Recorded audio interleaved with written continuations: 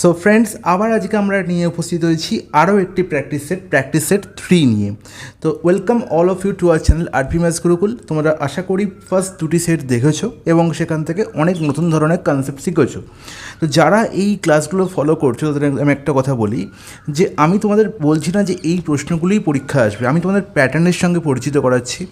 প্রশ্ন কীভাবে অ্যাপ্রোচ করব, প্রশ্নের অ্যাপ্রোচ কী হবে, কীভাবে আমরা প্রশ্নটাকে দেখব, বা কীভাবে পরীক্ষা হলে অপশান থেকে প্রশ্ন সহজে আনসার করব, সেই টেকনিকগুলো শেখাচ্ছি। ওকে, তো কেউ কিন্তু ভাববে না যে শুধুমাত্র এই প্রশ্নগুলো করে গেলেই আমি চাকরি পেয়ে যাব, তা নয়। এর বাইরেও আরও অনেক প্রশ্ন আছে, বাট প্যাটার্ন কিন্তু সেম থাকবে। এই প্যাটার্নগুলোর সঙ্গে তোমরা যদি পরিচিত হয়ে যাও, এই টেকনিকগুলো তোমরা যদি একবার জেনে যাও, তাহলে পরবর্তীকালে তোমাদের আর কোনো সমস্যা হবে না। ওকে, তো চলে আসি প্র্যাকটিস ক্লাস 3 নিয়ে। আর যারা WBSSCর জন্য প্রিপারেশন নিচ্ছ, গ্রুপ সি গ্রুপ ডি, তারাও এই ক্লাসটা দেখবে। যারা কেপি কনস্টেবল দিচ্ছ তারা তো অবশ্যই দেখবে। তার সঙ্গে যারা SSC GD দিচ্ছ তারাও কিন্তু এই ক্লাসটা দেখতে পারো, ঠিক আছে? তাদের জন্য কিন্তু এই ক্লাসটা প্রচণ্ড উপকারী হবে। আমি SSC GDর একটা স্পেশাল আলাদা ক্লাস নিয়ে আসবো, যেটা জাস্ট এই মাসের 3rd উইক বা 4th উইক থেকে শুরু হবে। ওকে, তো চলে আসি প্রথম প্রশ্নে। কোনো কথা না বাড়িয়ে, আর এই সেটগুলোর PDF কিন্তু তোমরা আমাদের টেলিগ্রাম চ্যানেলেই পেয়ে যাবে। Telegram channel RP maths Gurukul, এক্ষুনি জয়েন হয়ে যাও, লিঙ্ক কিন্তু আমি ডেসক্রিপশানে দিয়ে রেখেছি। ওকে, চলে আসি প্রথম প্রশ্ন। অসাধারণ একটা প্রশ্ন। কি বলা হয়েছে? A, B এবং C এর আয়ের অনুপাত 7:9:12 এবং তাদের খরচের অনুপাত 8:9:15। এর সঞ্চয় তার আয়ের 1/4 অংশ হলে A, B এবং C এর সঞ্চয়ের অনুপাত কত? ঠিক আছে, অনেক পরীক্ষায় এই ধরনের প্যাটার্নের প্রশ্ন আসে এবং এই প্রশ্নটায় অনেক স্টুডেন্টরা হোঁচট খায়। দেখো কি বলা হয়েছে, খুব ভালো করে বুঝবে। দেখো এখানে অনুপাত আলাদা, আয় একটা আলাদা এন্টিটি, আয়ের একটা অনুপাত বলা হয়েছে এবং খরচ একটা আলাদা এন্টিটি।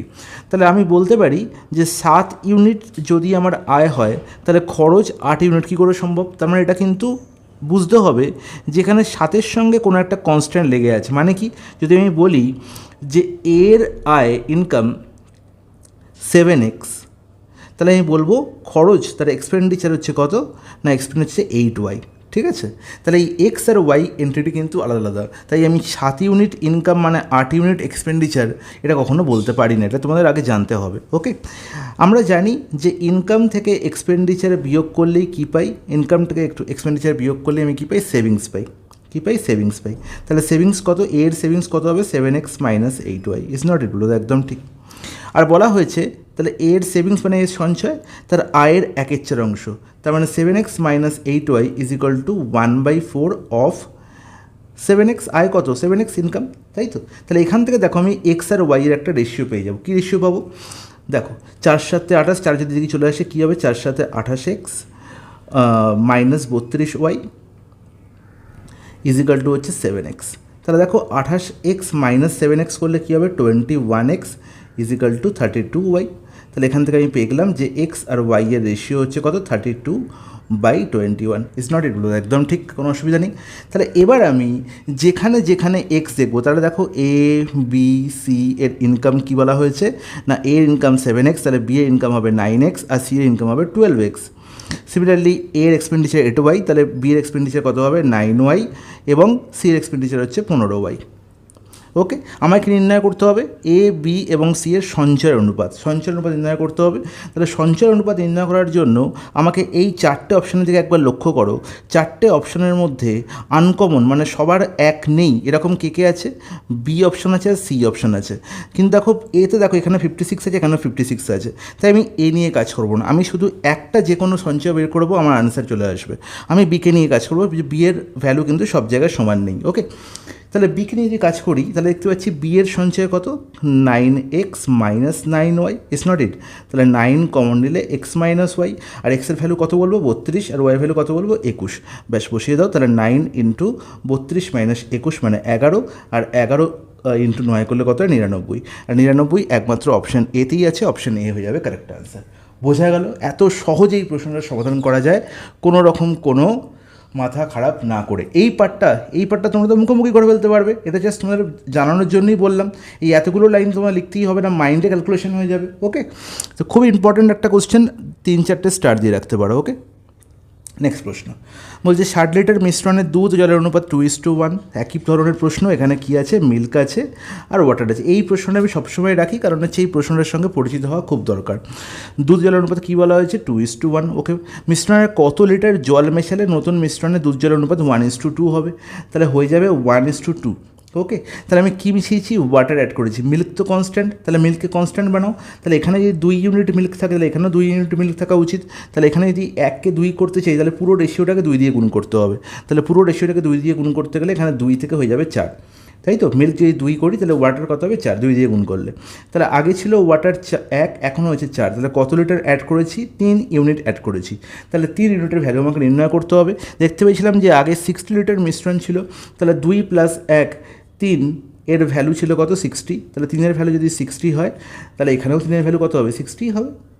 হ্যাঁ কি না, বলো তো একদম ঠিক। তাহলে আর আমাকে অঙ্ক করার দরকার হলো না, এখান থেকে গল্প বেরিয়ে গেল, অপশন সি হয়ে গেল কারেক্ট অ্যান্সার। বোঝা গেল? তাহলে আমি এখান থেকে 1-এর ভ্যালু কত, আবার 3-এর ভ্যালু না, এখানে 3 ইউনিটের ভ্যালু ডাইরেক্ট 60 বলা আছে, আর আমাকে 3 ইউনিটের ভ্যালু নির্ণয় করতে হবে, ডাইরেক্ট 60 লিটার হয়ে যাবে কারেক্ট অ্যান্সার। বোঝা গেল? বলবো একদম ঠিক, কোনো অসুবিধা নেই।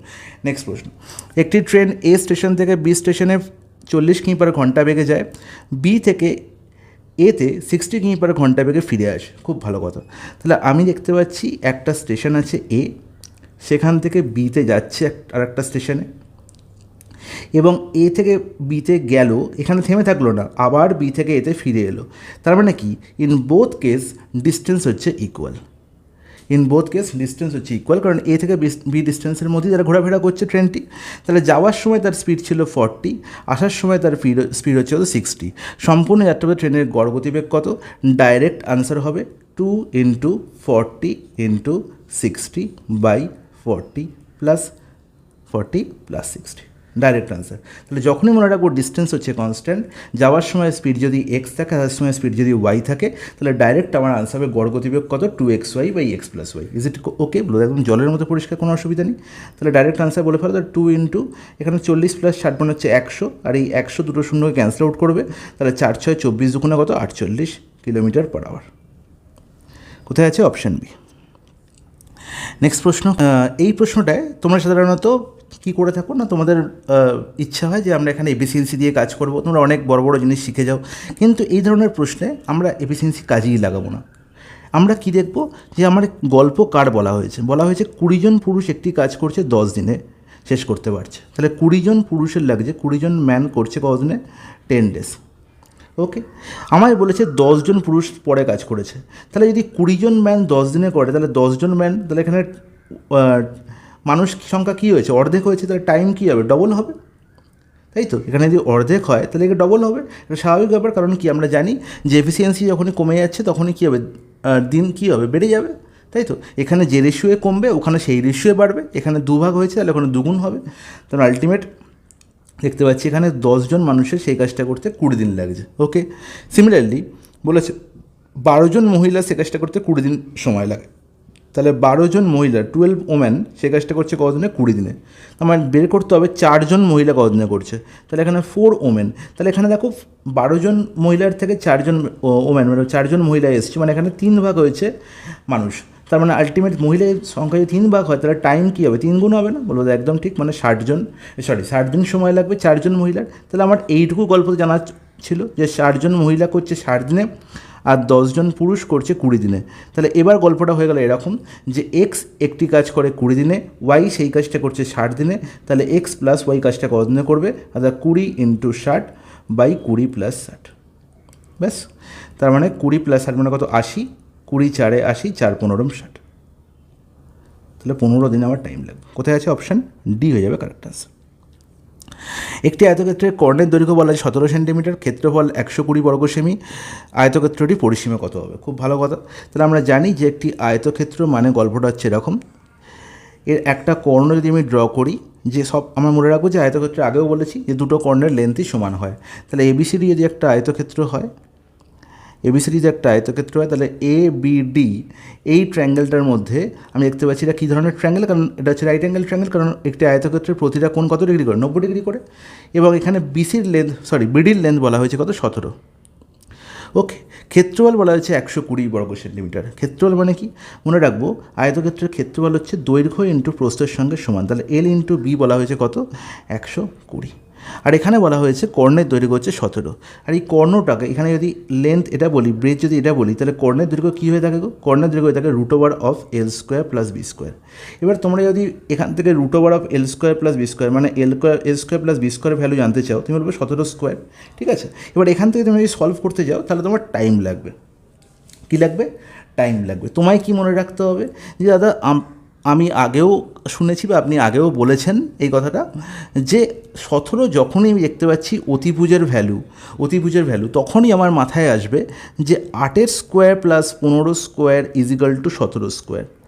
এটা হচ্ছে একটা ট্রিপলেট, যে ট্রিপলেটে আমি বলে থাকি যে যদি একটি রাইট অ্যাঙ্গেল ট্রায়াঙ্গেলের লম্ব 8 ইউনিট হয়, ভূমি 15 ইউনিট হয়, এরা এক্সচেঞ্জ করতে পারে, মানে যদি ভূমি 8 ইউনিট বলি তাহলে লম্ব 15 ইউনিট, ওকে। যদি হয় তাহলে অতিভুজ সবসময় হবে 17 ইউনিট, ঠিক আছে। তাহলে 8, 15, 17 দিয়ে একটি রাইট অ্যাঙ্গেল ট্রায়াঙ্গেল সবসময় তৈরি হতে পারে। তাহলে 17 যদি এখানে থাকে তাহলে বাকি দুটো মানে লেন্থ আর ব্রেথ, এদের মধ্যে লেন্থ 15 আর ব্রেথকে আমি 8 বলতে পারি, ঠিক আছে, বলতে পারি। কিন্তু আমার শুধু দেখে নিতে হবে যে লেন্থ ইন্টু ব্রেথ মানে 8 ইন্টু 15 গুণ করে কি 120 হয়? একদম হয়। 8, 15 120 হয়, বলো দাদা একদম হয়, কোনো অসুবিধা নেই। তাহলে অবভিয়াসলি এটা কনফার্ম হয়ে গেল যে লেন্থের ভ্যালু 15 বলতে পারি আমি, আর ব্রেথের ভ্যালু কত বলতে পারি? 8 বলতে পারি। আচ্ছা, এখানে একটু উল্টে গেছি গল্পটা, এটা 15 ইন্টু 8 করে নেবে, এটা কোনো ম্যাটার করে না, ওকে। তাহলে বোঝা গেলাম যে আমি পেয়ে গেলাম লেন্থের ভ্যালু 15 আর ব্রেথের ভ্যালু 8, কোনো রকম কোনো আমার সলিউশন করতে লাগলো না, ঠিক আছে। এরা টাইম তোমাদের অনেক সেভ করলো, ওকে। এবার দেখো আমরা নির্ণয় করতে হবে আয়তক্ষেত্রের পরিসীমা, আর পরিসীমার ফর্মুলা কী হয়? পরিসীমা হচ্ছে 2 ইন্টু দৈর্ঘ্য প্লাস প্রস্থ, ব্যাস। তাহলে বলো এল প্লাস বির ভ্যালু কত হবে? 15 প্লাস 8 করলে কত? 23, 23 দুগুণে কত না 46।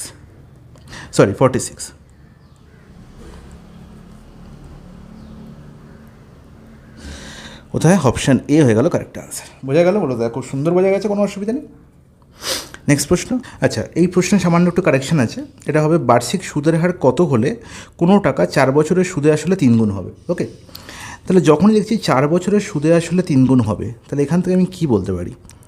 এখান থেকে আমি বলতে পারি দাদা, এখান থেকে আমি বলবো যে সুদে আসলে 3 গুণ হয়েছে, এর মানে হচ্ছে অ্যামাউন্ট আর প্রিন্সিপালের রেশিও হয়ে গেছে কত? 3:1। ইজ নট ইকুয়াল টু, একদম ঠিক।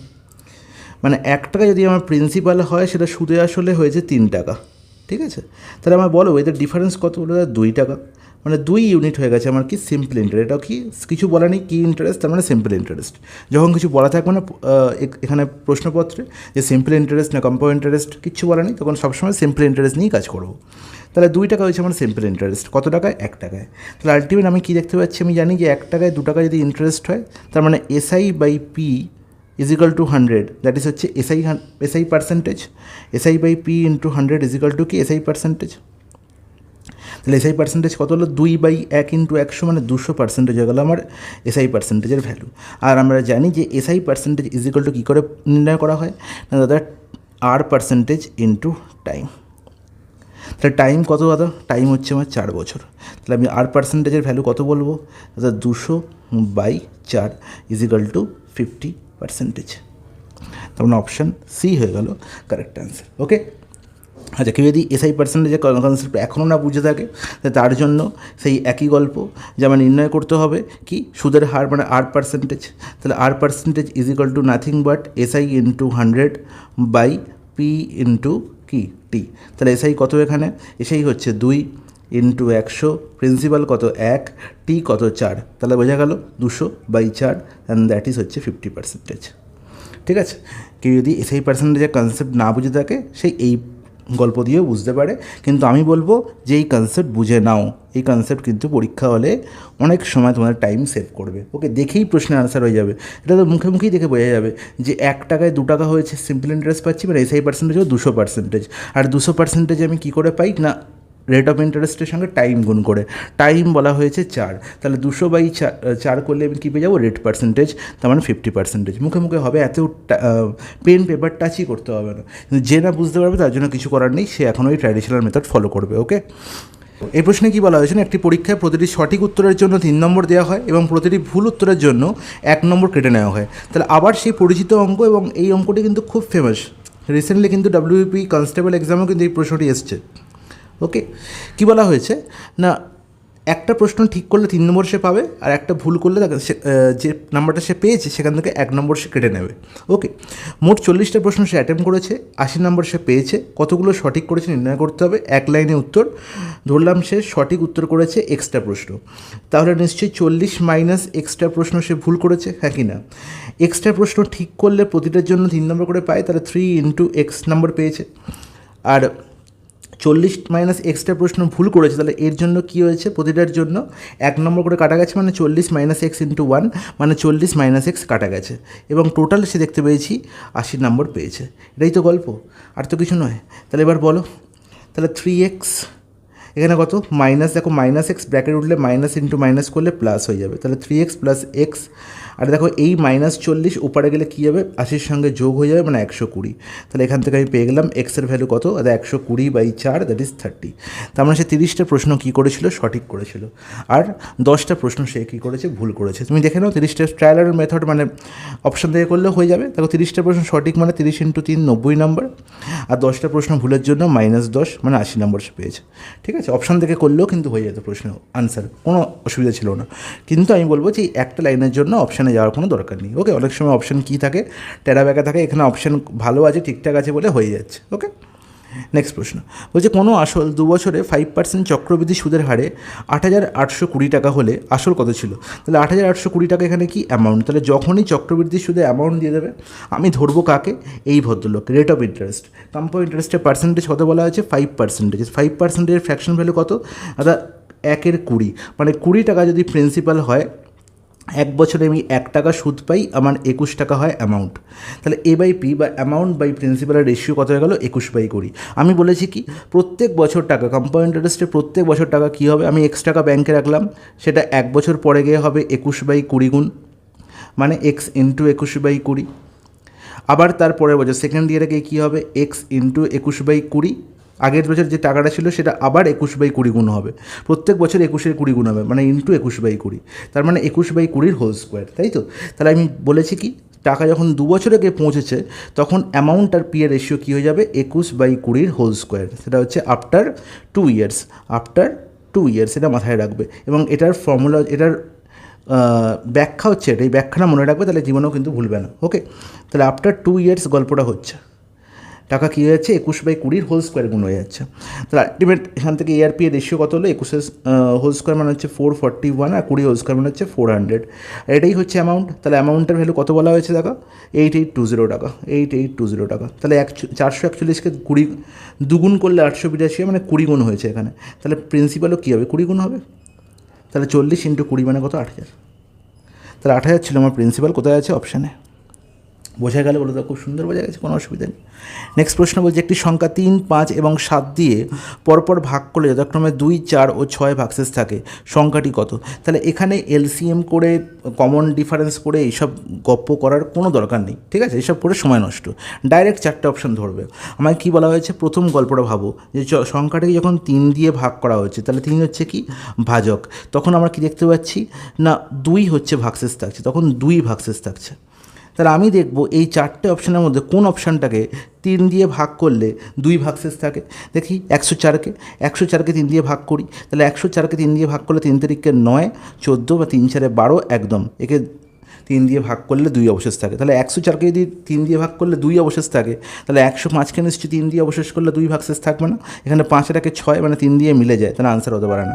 6-এর একে 7, তাহলে 6-এর একে 7 মানে হচ্ছে এখানে 4 অবশেষ থাকবে, হতে পারে না। 3-এর একে 4, মানে এখানে 1 অবশেষ থাকবে, এখানে হতে পারে না। তাহলে আনসার কী হবে, 104 হবে কারেক্ট আনসার। কোনো রকম করে অঙ্ক করারই দরকার নেই এসব ধরনের প্রশ্নে। ওকে, নেক্সট প্রশ্ন বলছে, A/B এর থেকে 20% কম কাজ করে। যখনই গল্পটা বলবে যে A/B এর থেকে 20% কম কাজ করে, তার মানে এখানে এফিসিয়েন্সির গল্প বলা হয়েছে। 20%কে ডাইরেক্ট আমি কী করবো, ফ্র্যাকশন ভ্যালু নির্ণয় করবো। 20%-এর ফ্র্যাকশন ভ্যালু কত, 1/5। তাহলে এখানে কার সঙ্গে তুলনা করা হচ্ছে, B এর সঙ্গে, তাহলে 5 হয়ে গেল হচ্ছে B এর এফিসিয়েন্সি। আর এই যে 1 ওপরে, তার মানে কি 1 কম কাজ করে, B এর থেকে A 1 কম কাজ করে, তার মানে 5-এর থেকে 1 কম মানে 4, হ্যাঁ কি না? তাহলে 5 মাইনাস 1 করলে কত পাবো? 4। তাহলে বি এর এফিসিয়েন্সি যদি 5 হয় তাহলে এর এফিসিয়েন্সি হয়ে গেল 4। এটা হচ্ছে বোঝা গেল, বলতে খুব সুন্দর বোঝা যাচ্ছে, কোনো অসুবিধা নেই। তাহলে এফিসিয়েন্সি রেশিও আমি পেয়ে গেলাম A/B কত? 4:5। এবার আমরা জানি যে efficiency into time is equal to total work. বলো কে কে জানে না? সবাই জানি, আপনি আগের দিনই বলে দিয়েছেন। তাহলে আমি যদি আগের দিন বলে থাকি তাহলে তুমি বলবে এই কাজটি 7.5 ঘন্টা শেষ করছে, তাহলে এর এফিসিয়েন্সি হচ্ছে 4, তাহলে 4 ইন্টু টাইম মানে 7.5, এটা হয়ে গেল টোটাল ওয়ার্ক। এবার এই কাজটি বি করবে কদিন সময় লাগবে, কত ঘন্টা সময় লাগবে? তাহলে টোটাল ওয়ার্ক বাই এফিসিয়েন্সি করলে আবার টাইম পাওয়া যায়। তাহলে বাই এফিসিয়েন্সি মানে বি এর এফিসিয়েন্সি কত? 5 দিয়ে ভাগ করে দাও। 5 কত? 1.5, আর 4কে 1.5 দিয়ে গুণ করলে 6 ঘন্টা, তাহলে 6 আওয়ার্স টাইম লাগছে বিয়ের এই কাজটা কমপ্লিট করতে। কোথায় গেল? অপশান এ হয়ে গেল কারেক্ট অ্যান্সার। নেক্সট প্রশ্ন, একটি বর্গাকার মাঠের ক্ষেত্রফল একটি আয়তাকার মাঠের ক্ষেত্রফলের সমান। খুব ভালো কথা। তাহলে বর্গাকার মাঠের ক্ষেত্রফল আমি পেয়ে যাব, কারণ কি এখানে বলা আছে আয়তাকার মাঠের দৈর্ঘ্য বলা হয়েছে 64 আর প্রস্থ বলা হয়েছে 25। তাহলে বর্গাকার মাঠের ক্ষেত্রফল কত? দাদা বর্গাকার মাঠের ক্ষেত্রফল হচ্ছে 64 ইন্টু 25, কারণ আমরা জানি যে আয়তক্ষেত্রের ক্ষেত্রফল কী করে নির্ণয় করতে হয় না, দৈর্ঘ্য ইন্টু প্রস্থ করে। ব্যাস। তাহলে বর্গাকার মাঠের ক্ষেত্রফল যদি 64 ইন্টু 25 হয়, তার মানে এটা হচ্ছে A² ভ্যালু। হ্যাঁ কি না? আমরা জানি বর্গাকার মাঠের এটা বর্গক্ষেত্রের প্রতিটা বাহু যদি A হয় তার ক্ষেত্রফল হবে A²। হ্যাঁ কি না? তাহলে A² ভ্যালু হচ্ছে 64 ইন্টু 25। তাহলে A এর ভ্যালু কত হবে? √64 ইন্টু 25। হ্যাঁ কি না? বলবো একদম ঠিক। 64-এর বর্গমূল করলে হয় 8, আর 25-এর বর্গমূল হচ্ছে 5। তাহলে 8 5 40 হয়ে গেল A এর ভ্যালু। নির্ণয় করতে হবে কি? বর্গাকার মাঠের পরিসীমা। পরিসীমা ফর্মুলা কি? বর্গক্ষেত্রের পরিসীমা হচ্ছে 4 ইন্টু একটি সাইডের গুণফল, তাহলে 4 ইন্টু A। তাহলে A এর ভ্যালু কত দাদা? 40। তাহলে 4 ইন্টু 40 করলে কত দাদা? 160। অপশান কী হবে দাদা? সি হয়ে যাবে কারেক্ট অ্যান্সার। নেক্সট প্রশ্ন বলছে এ এবং বি এর বর্তমান বয়সের অনুপাত 5:6। তাহলে এ আছে গল্পে, বি আছে গল্পে, এদের বর্তমান বয়সের অনুপাত 5:6। এজের অঙ্ক কিন্তু পরীক্ষা একটা আসবেই। তো ভ্যারাইটিস অফ এজের অঙ্ক আমার প্রত্যেকটা সেটে থাকবে, তোমাদের কোনো চিন্তা করার কারণ নেই। এই প্র্যাকটিসগুলো সেটগুলো দিয়ে আমি তোমাদের পুরো সিলেবাস কভার করে দেবো। পুরো সিলেবাসে যত রকম ভ্যারাইটি প্রশ্ন হয় সব প্রশ্ন তোমরা পাবে। যারা এসএসসি জিডি দিয়েছো তাদের জন্য কিন্তু এই সেটগুলো কিন্তু প্রচণ্ড ইম্পর্ট্যান্ট, তো কেউ কিন্তু মিস করবে না। ওকে, তাহলে দেখো A/B হচ্ছে 5:6, বলা হয়েছে এদের বর্তমান বয়সের অনুপাত। 7 বছর পরে তাদের বয়স অনুপাত 6:7 হবে। খুব ভালো কথা। তাহলে যখন এই ধরনের প্রশ্ন থাকবে, আমি বলেছি এ আর বি এর বর্তমানে বয়সের যে গ্যাপ 7 বছর পরে আফটার 7 ইয়ার্স, আফটার 7 ইয়ার্স থাকুক, 700 বছর থাকুক, 7 লক্ষ বছর থাকুক, এই এ আর বি এর গ্যাপ কিন্তু সেম হবে। তাহলে এ আর বি এর বয়সের গ্যাপ দেখো এখানে 1, এর বয়স যদি 5 হয়, বি এর বয়স 6, এখানে এ এর বয়স 6 হলে বি এর বয়স 7। যদি এই গ্যাপ সেম না থাকে তাহলে আমার সেম করতে হবে, এখানে সেমই আছে। তাহলে এ এর বয়স 5 ইউনিট থেকে 6 ইউনিট হয়েছে, তাহলে 1 ইউনিটের ইনক্রিজ ঘটেছে কত বছরে? 7 বছরে। তার মানে 1 unit is equal to 7 years. এবার কি নির্ণয় করতে বলেছে? এর বর্তমান বয়স কত? তাহলে এর বর্তমান বয়স হতে 5 ইউনিট, তাহলে 5 ইউনিটের ভ্যালু কত হবে? 35 ইয়ার্স। ইজ নট ইট? বলে একদম ঠিক। অপশান এ হয়ে গেল কারেক্ট অ্যান্সার। বলছে x + 1/x 4, তবে x³ + 1/x³ এর মান নির্ণয় করো। একদম ডাইরেক্ট আনসার হবে x + 1/x যদি 4 হয়, মনে রাখবো x³ + 1/x³ এর ভ্যালু হবে, এখানে 4-এর জায়গায় আমি ভেবে নিলাম যে 4-এর জায়গায় 4 নেই, 4-এর জায়গায় ধরো p আছে সাপোজ, তাহলে x³ + 1/x³ এর ভ্যালু হবে p³ - 3 × p। সবসময় মাথায় রাখবে x + 1/x এর ভ্যালু p হলে x³ + 1/x³ এর ভ্যালু হবে p³ - 3p। কারণ কি? x³ + 1/x³ এর ফর্মুলা কি? কারণ জেনে রাখো, x + 1/x এর whole cube -3 × x × 1/x × x + 1/x এর ফর্মুলা। এবার x + 1/x এর ভ্যালু p বলা আছে, তাহলে p বসিয়ে দাও, p³ মাইনাস দেখো এই এক্স ক্যান্সেল আউট হয়ে গেল 3 × p।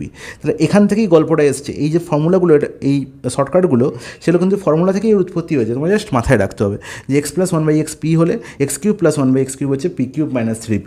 সিমিলারলি যদি x² + 1/x² ভ্যালু নির্ণয় করতে বলে, তুমি বলে দাও x² + 1/x² ভ্যালু হবে p² - 2।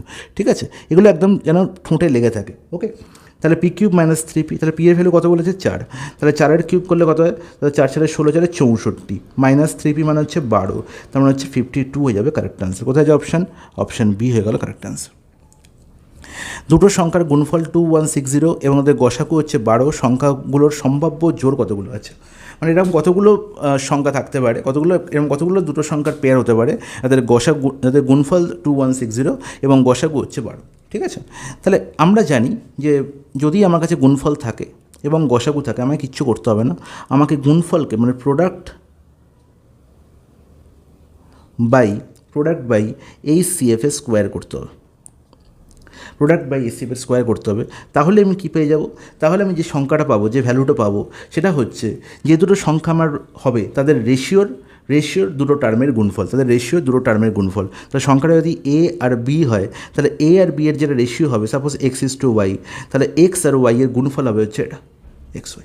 ওকে, তাহলে এবার প্রোডাক্ট কত বলা যায়? 2160। একে 12 স্কোয়ার দিয়ে আমার কী করতে হবে? ভাগ করতে হবে। 12 × 12, তাহলে 12 দিয়ে কাটাকুটি যাচ্ছে দেখি, তাহলে 12 একে 12, এখানে হচ্ছে 180, তাহলে 12 দিয়ে আবার ভাগ যাচ্ছে, কত হয়ে যাচ্ছে? তাহলে 12 একে 12, 12 5 5 60, তাহলে 15, তাহলে এক্স ওয়াই ভ্যালু কত হবে? 15। তাহলে দুটো এমন সংখ্যার গুণফল, এক্স আর ওয়াই কি রেশিও, তাহলে রেশিওর দুটো টার্মের গুণফল 15। তাহলে রেশিওর মধ্যে কারা ঢুকে থাকে? যারা হচ্ছে কো প্রাইম নাম্বার হয়, যাদের মধ্যে এক এবং সেই সংখ্যা ছাড়া কোনো ফ্যাক্টর লুকিয়ে থাকে না। তাহলে 15কে এরকম কতগুলো পেয়ারে ভাঙা যেতে পারে? তাহলে বলবে দাদা 1 × 15 করলে 15 হয়, আর 3 × 5 করলে 15 হয়, আর কিছু করলে কি 15 হয়? এদের কো প্রাইম নাম্বার বলবো পরস্পরের সঙ্গে, আর কোনো এরকম কোনো নাম্বার নেই। তাহলে আমার আনসার কী হবে? অপশান 2। তাহলে এরকম দুটো পেয়ার হতে পারে, একটা এটা, ওকে, আর একটা হচ্ছে এটা। বোঝা গেল? বলে খুব সুন্দর বোঝা গেছে। তাহলে অপশান বি হয়ে গেল কারেক্ট অ্যান্সার। নেক্সট প্রশ্ন বলছে, একটি পাত্রে স্পিরিট ও জলের অনুপাত 4:1। যদি 10 লিটার মিশ্রণ তুলে নিয়ে তার পরিবর্তে 10 লিটার স্পিরিট মেশানো হয়, তবে নতুন অনুপাত 5:1 হবে। তাহলে পাত্রের স্পিরিটের প্রাথমিক পরিমাণ কত ছিল? অসাধারণ একটি প্রশ্ন, অসাধারণ। ঠিক আছে, 4-5টা স্টার দিয়ে রাখো। কনসেপ্ট বুঝবে, এই কনসেপ্টের বেশ একটি প্রশ্ন কিন্তু আমি আগের দিনই করিয়েছি, যেখানে ছিল সামথিং মিশ্রণ তুলে নেওয়া হচ্ছে, সেম পরিমাণ জল ঢালা হচ্ছে, তখন কী হয়ে যাচ্ছে না, জল আর দুধের অনুপাত 1:1 বা সেম হয়ে যাচ্ছে। এরকম একটা গল্প ছিল আগের সেটাই ছিল। তো এখানে গল্পটা একটু অন্যরকম, খুব ভালো করে বুঝবে। কনসেপ্ট কিন্তু একই কাজে লাগবে। কনসেপ্ট কী বলে, যে সাপোজ আমার এটা একটা পাত্র, এই পাত্রে আমার কী ছিল? এই পাত্রে আমার মিশ্রণ ছিল। এই মিশ্রণের মধ্যে কী আছে না, মিশ্রণের মধ্যে স্পিরিট আছে আর ওয়াটার আছে। ওকে, এবার এই পাত্র থেকে কিছু পরিমাণ আমি মিশ্রণ তুলে নিলাম এবং তার ফলে মিশ্রণের লেভেল কমে গেল, ধরো এখানে চলে এলো। এখন যে মিশ্রণটা আছে সেখানেও স্পিরিট আর ওয়াটার আছে। মনে রাখবো, আগে মিশ্রণের স্পিরিট আর ওয়াটার যা ছিল 4:1 রেশিওতে ছিল। এখন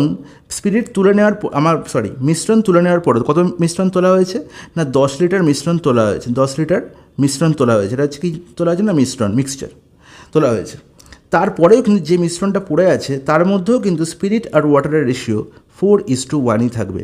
এটা কখনো চেঞ্জ হবে না, এটাও মাথায় রাখতে হবে। ঠিক আছে, তাহলে আমার অঙ্ক শুরু হবে কিন্তু এখান থেকে, যে 10 লিটার মিশ্রণ তোলা নেওয়া হয়েছে, বাকি যে মিশ্রণটুকু পড়ে আছে তার মধ্যে স্পিরিট আর ওয়াটারের রেশিও হচ্ছে 4:1। Is it clear? জলের মতো পরিষ্কার, কোনো অসুবিধা নেই।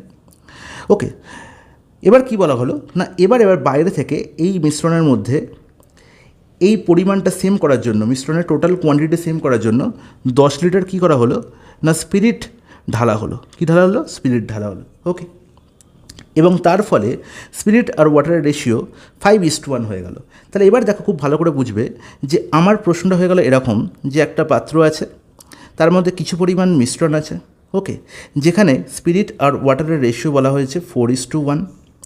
প্রশ্নটা হয়ে গেল এরকম, যে এর মধ্যে 10 লিটার আমার স্পিরিট অ্যাড করা হলো এবং তার ফলে স্পিরিট আর ওয়াটারের রেশিও হয়ে গেল কত, 5:1। তাহলে আমাকে বলো যে এই প্রশ্নে আমার কনস্ট্যান্টকে, এই প্রশ্নের কনস্ট্যান্ট হচ্ছে ওয়াটার। আগেও ওয়াটার 1 ইউনিট ছিল, এখনও ওয়াটার 1 ইউনিট আছে, ওয়াটারে কোনো চেঞ্জ হয়নি। যদি এখানে আমার 5:1 না থাকে, 5:2 থাকে, তাহলে আমাকে যে চেঞ্জটা হয়েছে ওয়াটারের 2 হয়েছে, তাহলে আগেরটাতেও আমাকে 2 করতে হবে, কারণ কি কনস্ট্যান্ট এখানে ওয়াটারকে আমাকে কনস্ট্যান্ট রাখতে হবে, এটা মাথায় রাখবে। তাহলে এখানে কনস্ট্যান্ট করাই আছে, কোনো সমস্যা নেই। তাহলে 4:1 ছিল স্পিরিট টু ওয়াটার, 5:1 হয়ে গেছে। তার কারণ হচ্ছে আমি 10 লিটার স্পিরিট ঢেলেছি, ওয়াটার আমার কনস্ট্যান্টই আছে। ওকে, তাহলে আমার এই যে 4 থেকে 5 হয়েছে, ইনক্রিজ করেছে 1 ইউনিট, সেই 1 ইউনিটের ভ্যালু কত না, 1 ইউনিটের ভ্যালু হচ্ছে 10 লিটার। ইজ নট ইট? একদম ঠিক। তাহলে আমার 4 ইউনিটের ভ্যালু কত? 4 ইউনিটের ভ্যালু কী হবে? স্পিরিটের ভ্যালু হবে। তাহলে 4 ইউনিটের ভ্যালু হয়ে গেল আমার 40 লিটার। তাহলে আমার 40 লিটার হচ্ছে এই 10 লিটার মিশ্রণ তুলে নেওয়ার পরে যে মিশ্রণটা পড়েছিল, 10 লিটার মিশ্রণ তুলে নেওয়ার পরে যে মিশ্রণটা পড়েছিল তার মধ্যে কী ছিল না, তার মধ্যে আমার স্পিরিট ছিল। তাহলে স্পিরিট ছিল কত? 40 লিটার। এবার বলা হলো যে পাত্রে স্পিরিটের প্রাথমিক পরিমাণ কত ছিল। তাহলে আমি দেখছিলাম যে 10 লিটার তুলে নিয়েছিলাম, তাহলে আমি বলেছি যেটা তুলে নেবো তার মধ্যেও কিন্তু স্পিরিট আর ওয়াটার 4:1 রেশিওতেই থাকবে। তাহলে 4 + 1 হচ্ছে 5। 10 তুলে নিয়েছিলাম, তাহলে 5-এর ভ্যালু 10, 4-এর ভ্যালু কত দাদা? 8। তাহলে আগে ছিল আমার 40 লিটার আর এখন অ্যাড হলো 8 লিটার, মানে 48 লিটার আমার প্রাথমিকভাবে কী ছিল? প্রাথমিকভাবে আমার 48 লিটার ছিল আমার মিশ্রণে স্পিরিটের পরিমাণ। এটা 45 না, 48 হবে। অপশান এ হয়ে যাবে কারেক্ট আনসার। বোঝা গেল? বলো, খুব সুন্দর বোঝা যায়, কোনো অসুবিধা নেই। যে বুঝতে না পারবে সে আমাকে আবার কমেন্টে করবে এবং কমেন্টে জানাবে যে আমি বুঝতে পারিনি, আমি কিন্তু আবার এই প্রশ্নটা বোঝাবো। খুব দারুণ একটা প্রশ্ন, কনসেপচুয়াল। এই কনসেপ্ট কিন্তু সারা জীবন তোমায় মনে রাখতে হবে। ওকে, নেক্সট প্রশ্ন দেখো কী বলা হয়েছে। একটি দোকানে 20% এবং 10% দুটি পরপর ডিসকাউন্টের সমতুল্য একটি ডিসকাউন্ট কত নির্ণয় করতে হবে। তাহলে যখনই আমাকে দুটো ডিসকাউন্টের ভ্যালু বলে দেবে এবং সেখানে একটি ডিসকাউন্টের ভ্যালু 10 দেখতে পাবো, আমাকে আর প্রশ্ন আনসার করার দরকার নেই, কোনো রকম পেন পেপার টাচ করার দরকার নেই। সেটাই আমার আনসার হবে, যেখানে সংখ্যার ডিজিটাল সাম হবে 1। তাহলে দেখো 30 একটা সংখ্যা, ঠিক আছে? 30 একটা আমার সংখ্যার মধ্যে কী কী ডিজিট আছে? 3 একটা ডিজিট, 0 একটা ডিজিট। এদের ডিজিটের সাম কত? 3 + 0 করলে 3। 2 আর 8 এদের যোগফল কত? 10। আর 10-এর 1 + 0 করলে 1। তাহলে এখানে ডিজিটাল সাম কী হচ্ছে? 1 হচ্ছে। তাহলে অপশান বি হবে কারেক্ট আনসার। এখানে 5 + 1 কত? 6, এটা আনসার হতে পারে না। 3 + 2 কত? 5, এটাও আনসার হতে পারে না। তাহলে দেখি আমার আনসার হয়ে যাবে, যেখানে দেখবো ডিজিটাল সাম হচ্ছে 1, সেটাই হবে কারেক্ট আনসার। আর এর ফাইনালি যদি ওখানে 10 না থাকে, অন্য কিছু থাকে, তাহলে আমার জানা আছে আমার দুটো ডিসকাউন্ট দেওয়া থাকলে তার সমতুল্য ইকুইভ্যালেন্ট ডিসকাউন্ট কী হয়, তার ফর্মুলা সেটা কি না, 20 + 10 a + b minus a × b/100, তার মানে 20 × 10/100। তার মানে আলটিমেট 20 + 10 30 মাইনাস 200/100 মানে 2, তার মানে হচ্ছে 28%। ঠিক আছে, এটা হচ্ছে আমার নর্মাল ফর্মুলা দিয়ে। আর যদি আমার মাথায় রাখো, তাহলে তুমি বলবে কী সব পড়ার তো দরকারই নেই, এখানে 10 আছে মানে আলটিমেট ডিজিটাল সাম কত হবে? 1 হবে। যেখানে 1 হচ্ছে সেটাই হবে কারেক্ট আনসার। 300 মিটার দীর্ঘ একটি ট্রেন একটি টেলিগ্রাম পোস্ট অতিক্রম করতে 15 সেকেন্ড সময় নেয়। ট্রেনটি 500 মিটার দীর্ঘ একটি প্ল্যাটফর্ম অতিক্রম করতে কত সময় নেবে? তাহলে আমি এই ধরনের প্রশ্ন আগেও বলেছি, আবারও বলছি, যখন একটা